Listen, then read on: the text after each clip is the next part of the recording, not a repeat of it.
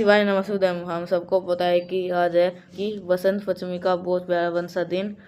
और एक बार फिर से मेरी तरफ से आप सभी को महाशिव पुराण की तरफ से बसंत पंचमी के बहुत बहुत शुभकामनाएं। माँ सरस्वती का वास आपके घर में हमेशा बना रहे। तो आपको रात में, आप सभी को दिन में नहीं करना है इस उपाय को। आज रात में आप सभी को एक आटे का माँ सरस्वती दीपक अपने घर पर लगाना है, जिससे आपके घर में, आपके पूरे परिवार में कभी भी ज्ञान की कमी नहीं होगी। इस चीज़ के बारे में बता दूं, माँ जो सरस्वती होती है ना, उनको कभी ये नहीं कहा जाता है ये कौन सी देवी है, पढ़ाई की देवी। कभी आपने ये सुना पढ़ाई की देवी कहो? इनको क्या कहते हैं, ज्ञान की देवी।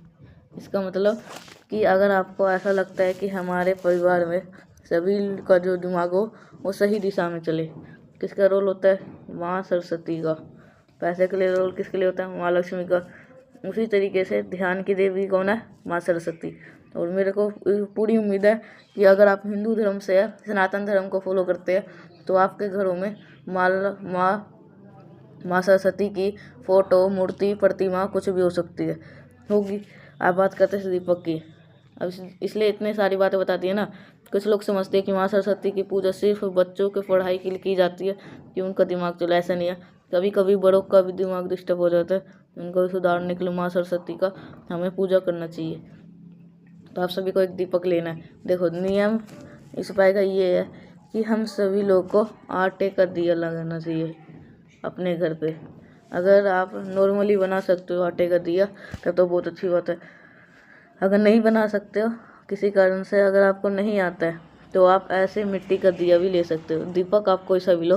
फिर आपके घर में जहाँ पे भी माँ सरस्वती का फोटो हो, मूर्ति हो, प्रतिमा हो, वहाँ पे चले जाना। और माँ सरस्वती का राइट साइड, आपका राइट नहीं, माँ सरस्वती का जो राइट साइड होगा, यानी कि इस साइड में क्या करना है, आपको दीपक लगाना है।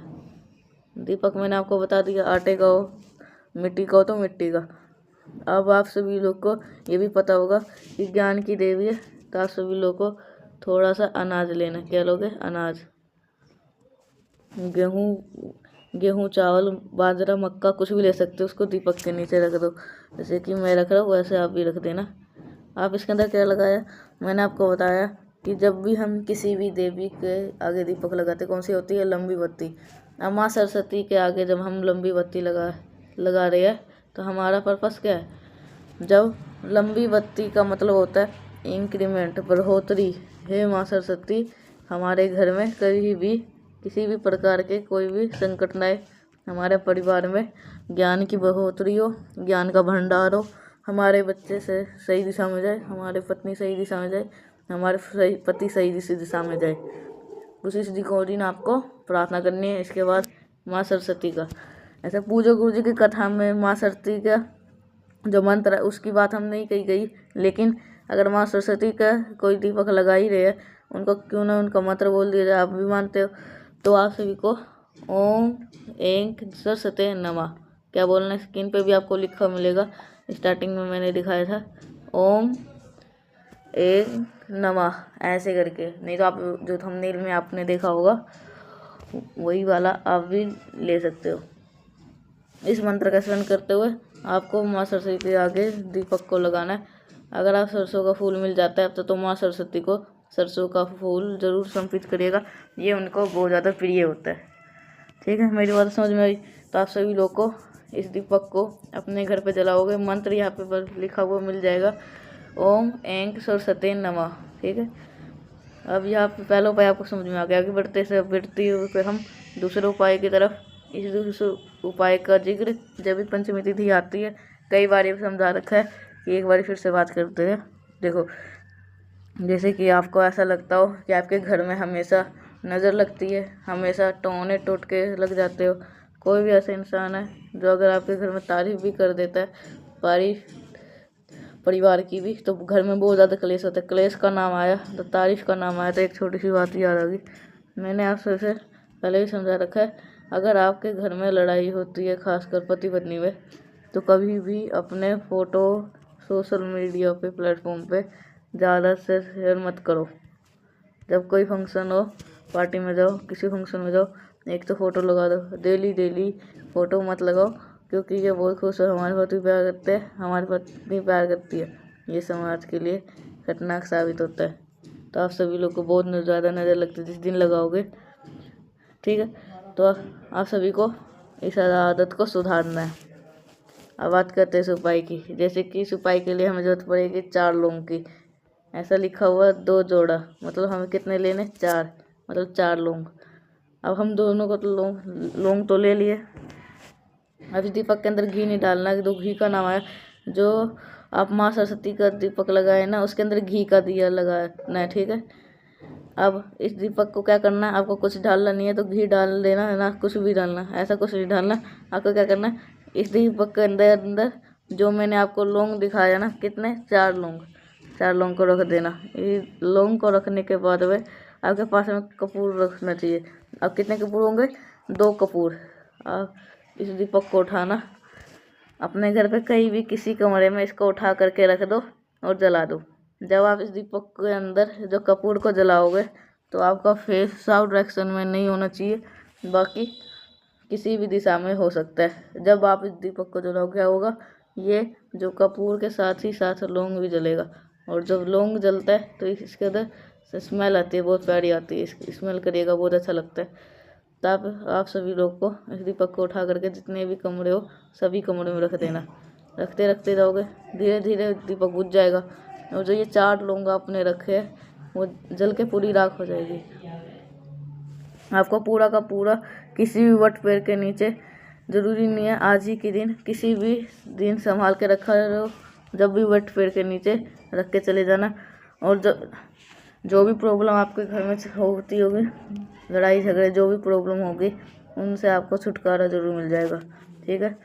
2 उपाय आपको समझ में आ गया। आगे बढ़ते इस वीडियो के हम अपने तीसरे उपाय की तरफ, जो कि आप सभी को करना है चावल के दाने के साथ में। लेकिन कैसे करना है, कहाँ पे करना है, इसकी बात हम तब करेंगे जब आप सभी कर लोगे वीडियो को लाइक। अभी तक चैनल को सब्सक्राइब नहीं किया है, मेरी बात पहली बार सुन रहे हैं, चैनल को ज़रूर से करिएगा सब्सक्राइब। तो अब यहाँ पे हम ये समझ लेते हैं कि इस उपाय के बेनिफिट क्या। अगर कोई आप सभी को रोगी है, जैसे कि उसकी बीमारी ठीक नहीं पा रही है, बहुत ज़्यादा चिंतित, तो आप सभी को इस उपाय को करिएगा। इसके लिए हमें चावल का एक दाना ले लेना है, बहुत ज़्यादा नहीं लेने की जरूरत नहीं है, सिर्फ चावल का 1 दाना लीजिएगा। एक आपको तांबे का लोटा लीजिएगा, उसके अंदर जल भर देना है। माघ का महीना है, धीरे धीरे करके आपको पता है आज है आखिरी स्नान, तो आप सभी लोगों को क्या करना है, तो गंगा जल जरूर डालना है। गंगा जल के डालने के बाद में चावल का दाना मैंने आपको बताया, उसको डाल देना। अब आप इस कलश को, जो भी व्यक्ति इस घर में बीमार हो, उसके हाथों से एक बार स्पर्श करवा देना, टच करवा देना, ठीक है। अब टच करवाने के बाद में महादेव की शिवलिंग के पास में पहुंच जाना, और पहुंचने के बाद में पहला ही काम आपको यही करना है कि महादेव की शिवलिंग के ऊपर उनका पूरा परिवार विराजमान होता है। ये तो मैंने आपको पहले भी वही कई वीडियो में बता रखा हूँ। तो आपके पास में जो जल है उनको 5 स्थान में चढ़ाना है। कौन कौन से, पहला भगवान गणेश, फिर भगवान कार्तिकेय, माता अशोक सुंदरी, फिर माता हस्तकमल, लास्ट में महादेव के शिवलिंग के ऊपर। जो लोग मेरे वीडियो को पहली बार देख रहे हैं उनको मैं बताना चाहता हूँ, जो पहली जगह हमने जल चढ़ाई वो भगवान गणेश का स्थान है, दूसरी जगह जल चढ़ाई वो भगवान कार्तिकेय का स्थान है, तीसरी बारी जब हम जल चढ़ाई किसका, माता अशोक सुंदरी का, जो चौथा बारी जब हमने चढ़ाया इसका स्थान है माता का हस्तकमल का, जिसे माँ पार्वती का स्थान बोलते हैं, वहाँ पे। और लास्ट में महादेव के शिवलिंग के ऊपर चढ़ाए। आपके घर में आपके जो भी दिन भर बीमारी रहता है उसकी बीमारी धीरे धीरे ख़त्म जरूर हो जाएगी। आगे बढ़ते इस वीडियो के हम सबसे स्पेशल बहुत ही प्यार से उपाय की, जो कि बसंत पंचमी के हमें सभी को करना होगा। इसके लिए आपको सिर्फ और सिर्फ लाल चंदन की आवश्यकता है, और कुछ लेना ही नहीं है। लाल चंदन लीजिएगा, लाल चंदन को सूखा नहीं ले देंगे, आपको हल्का सा किसी भी चीज़ को डाल करके जल गंगा डाल करके गीला करना। गीला करने के बाद में 3 उंगलियों से त्रिकोण बनाते हैं ना, को पता है ना आपको त्रिकोण किस में बनाते हैं, उन्हीं त्रिकोण वाले उंगली से बेल के पत्र पे नहीं, बेल पेड़ के जड़ पे कहीं पर भी एक आप त्रिकोण बनाना। त्रिकोण बनाने के बाद में अपने हाथों को ढूंढना नहीं है, फिर महादेव के शिवलिंग के ऊपर लेके जाएंगे, और वही उंगलियों पे 3 उंगलियों को त्रिकुंड बनाएंगे। और महादेव के शिवलिंग के ऊपर अगर त्रिकुंड बनाने के बाद में आपका बच्चा जिस कमरे में सबसे ज़्यादा वक्त बिताता है उसके कमरे में वही त्रिकुंड ले जा करके लगा देंगे, तो आपके बच्चे का जो दिमाग होगा वो सही दिशा में काम करेगा, इधर उधर भटकेगा नहीं। यकीन मान लिया इस उपाय को अगर आप बसंत पंचमी के अवसर में कर लिया तो कोई भी दिक्कत, कोई प्रॉब्लम, आपको कोई समस्या आपको नहीं होनेगी, तो करेगा ज़रूर। बाकी की मैंने कोशिश करी है हर एक चीज़ों को समझाने की। वीडियो बताएं तो लाइक करिएगा। कुछ पूछना है नहीं समझ में आए नीचे कमेंट सेक्शन में आप सभी लोग पूछ सकते हैं। और जितने भी आवाज़ पहली बार सुन रहे हैं तो चैनल को ज़रूर सब्सक्राइब करिएगा। तो मिलते हैं नेक्स्ट उपाय के साथ, तब तक के लिए श्री शिवाय नमस्तुभ्यम।